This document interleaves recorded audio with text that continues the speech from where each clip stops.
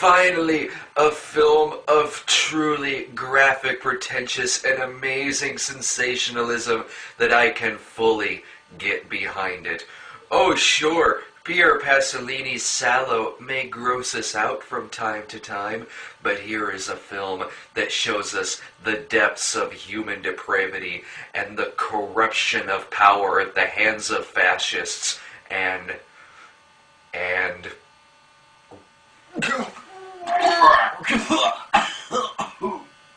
Salo is the anti-happiness, the anti-joy, a look at true sadism with lovely landscaping. Isn't that a beautiful shot? Dunque negli umili, negli infelici. Va san Dio, in tutto il mondo.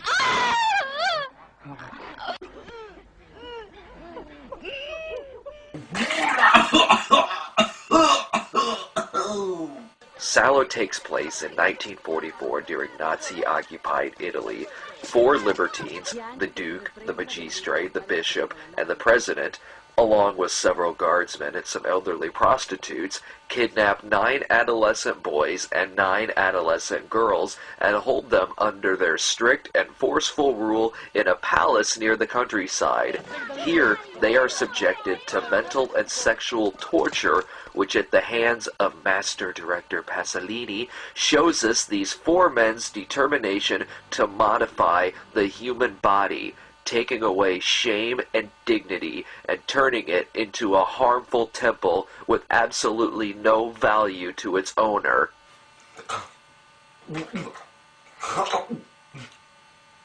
After this descent into the doorways of hell and the reading of the rules that shall govern these victims for the next 120 days, the film is divided into 3 portions.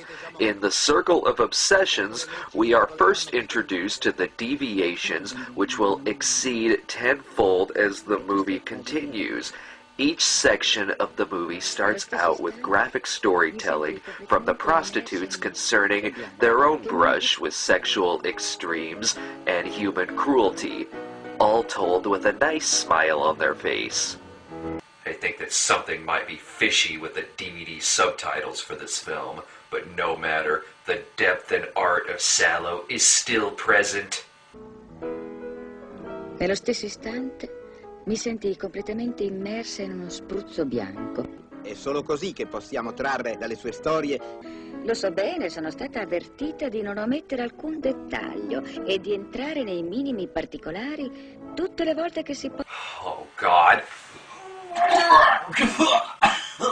In The Circle of Shit, surely the most notorious segment of the movie, the libertines and their captives all dine on a hot, steaming feast of...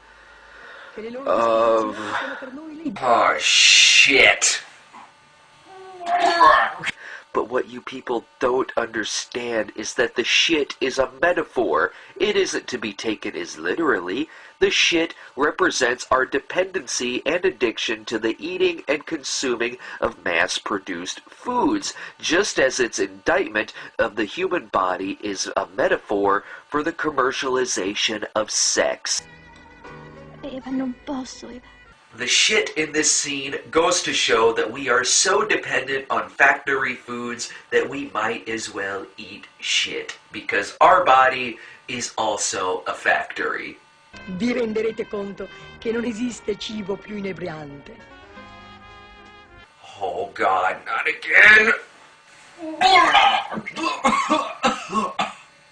As the movie goes on, names are written down in a book. These are the names of those who do not cooperate with the libertines, be it by crying or by relieving themselves, and the paranoia of the idea of the unknown is the foreground for a tremendous series of scenes involving someone who is caught disobeying the rules and that forces them to rat out someone else to save their own skin, then that person rats out another person, and so on, until one of the guards is caught making love to the maid.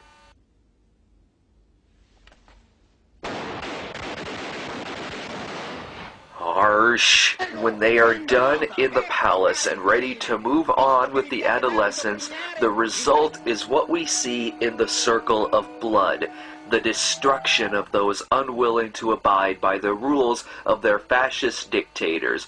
This is not a sequence simply showing murder.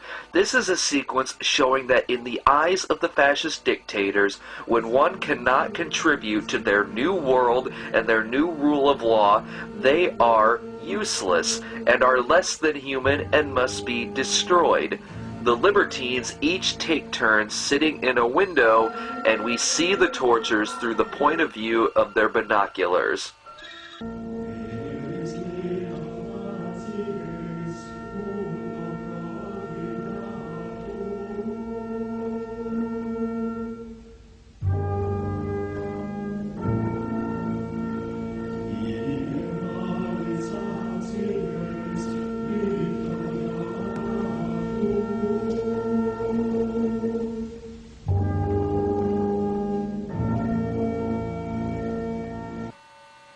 I'm having some trouble with this one.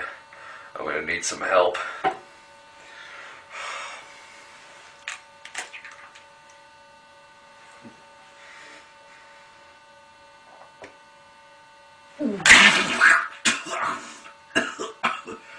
Lo sai quello che fa un bolscevico quando si tuffa nel Mar Rosso? No, me lo dica. Fa pluff! L'angolo della poesia. By the film's end, when we see the innocent display of the two guards dancing with one another, we must not forget that through this vision of life, death is just right outside the window.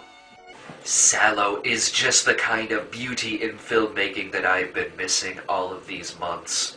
Dovremmo esserle grati perché ha goduto mentre qualcuno la possedeva una volta. Questo dovrebbe bastare a dire il vero. Ricordo che tanto tempo fa avevo anch'io una madre. And now I have to go shrug this one off.